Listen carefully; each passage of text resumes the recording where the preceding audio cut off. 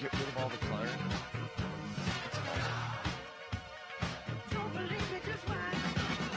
We're back on the Morning Brew with Friends with my friend Miriam Ortiz Pino, and it is awesome to have you on.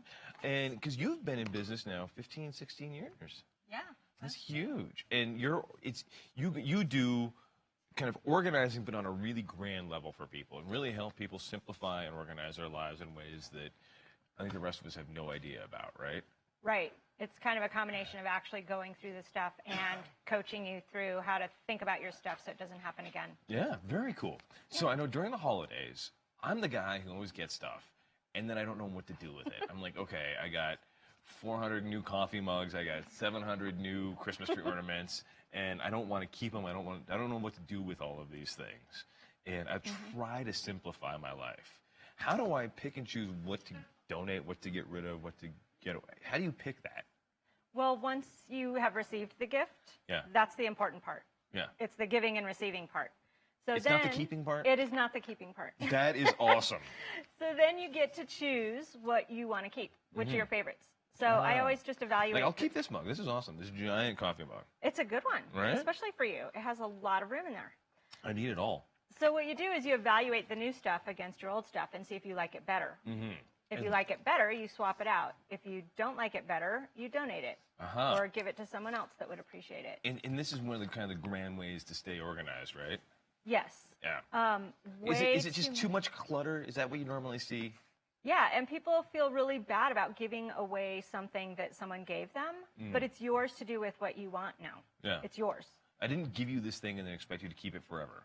Correct. And if that is what you think, that person might not be as good a friend as you thought. Like if it's going to jeopardize your friendship or your relationship. I never looked at it like that. There are strings attached to that gift that may need evaluation. Right. The coffee mug I got from my coworker is not the same as like a wedding ring.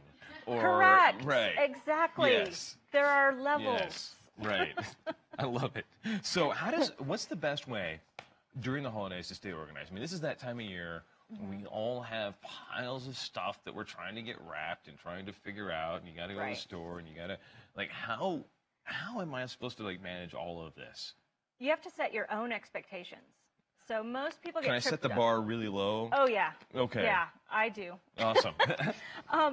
There's just so much pressure to be perfect and find the perfect gift, buy the perfect gift on time, wrap it perfectly, have it with other decorations, with a meal. Like everything gets so convoluted and over the top. I always forget something, if somebody, anyway. Yeah, well, you can simplify in a variety of ways. You can simplify gift giving by picking a theme or doing a donation instead of gifts. I don't actually give gifts anymore, so I just do a donation. I have a good friend who does the donation thing, and I love it because I get a card that says, thanks for your donation, usually in January. Out of the blue, I'll get a card from a charity, and it's like, in your name, somebody donated them. And actually, that feels so much better. Yeah. It's really nice, and it's so much easier to shop. You just go online or make a phone call, and you do it one day, take care of everyone on your list, and you have to go to the store. And everyone loves it, too. Everyone thinks it's a great way to, and that's the charity I would have, if I would have thought about it, I would have supported it myself anyway. Right. So, but if you think about it, you don't have to go to the store. You don't have to fight crowds. You don't have to wrap the thing. You don't have to keep track of who gets what. Right. You don't have to clean up the wrap is easy. after the package is open. I mean, it just simplifies a whole bunch of stuff by not shopping or over shopping. Right. Now, that is not to say kids don't love a good gift from Santa. Right. No doubt. No, kids are, I think, another thing. And I'm actually dealing with shopping for nieces and nephews, making sure they get everything. But, and that's one of the challenges, is to make sure that all that stuff stays hidden. Right. Until Santa gets here. Yeah. So the other great thing you can do to simplify all that, if you have a bunch of kids and things, is to come up with a theme. Or if you're an aunt or an uncle, which that's my situation, I pick themes that I'm going to stick with forever. So I will become known as the book and T-shirt giving aunt. Okay. That kind of thing. So you don't have to think about it again next year. I'm locked into books and Legos, I think, right now. Or Legos won't last their whole life. No, not at all. I'll have to transition them into erector sets, I think, are the next thing, and then probably who knows what after that, right? Actual welding equipment. I think you're right. Here's a TIG welder. There you go. So I think that's one of the ways to eliminate the stress. What are some other tips that we need, like during the holidays, to eliminate stress for gift giving and finding gifts? For gifts specifically?